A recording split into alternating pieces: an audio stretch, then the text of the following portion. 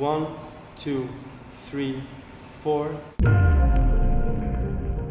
I really believe in coincidence. 3 years ago, in 2013, I got invited to create a kind of an installation in Louvre Museum in Paris. And when we created that, I invited them home and we watched a film, and that film was Suspiria. And I told them, there is something in that film that I want you to somehow put in your dancing. 3 years later, it's when Luca saw that video that they decided to call me. Darkness, tears, and sighs.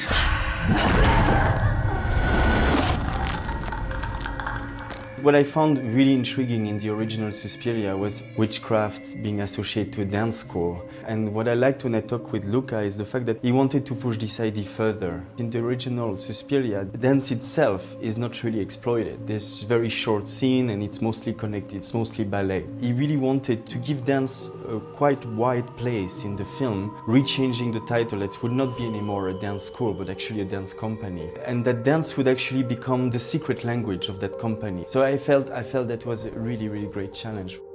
I told Luca from the beginning that I wanted to do all of my own dancing, which didn't turn out exactly that way because there are certain things that Damien Jallet, the choreographer, has choreographed that I am literally, it's physically impossible for me or any normal person to do if you haven't been a professional dancer for like 40 years.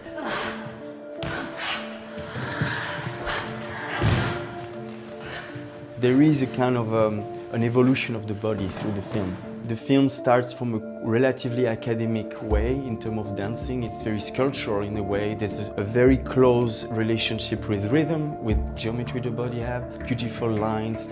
And as you go in the film, then you start to enter into distortion. In the 70s, a lot of choreographers came with much more fluent movement, where gravity is used. Dance becomes also a little bit more internal and less just visual or just frontal. The character of Blanc has been influenced by so many very strong female choreographers that would be kind of a little bit like witches, like Mary Wigman, who was like one of the pioneers of modern dance, someone that brought really radical changes in dance and really actually one of the first ones to say that dance could be ugly.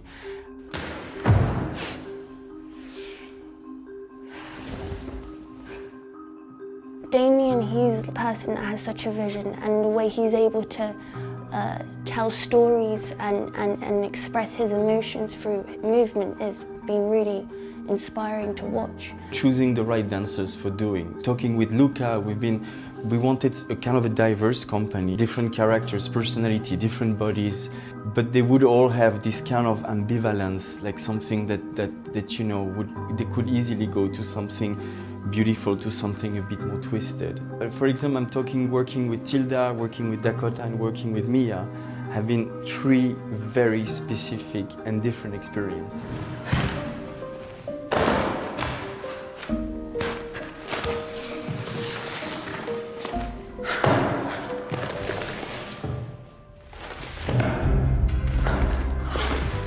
Dakota had training in dance. She did dance for a few years, and she's very flexible. So she's naturally very elegant. She has beautiful hands. She's very flexible back. She's very sensual in her way of moving. I feel privileged to work with actresses of that level on my first experience in the film.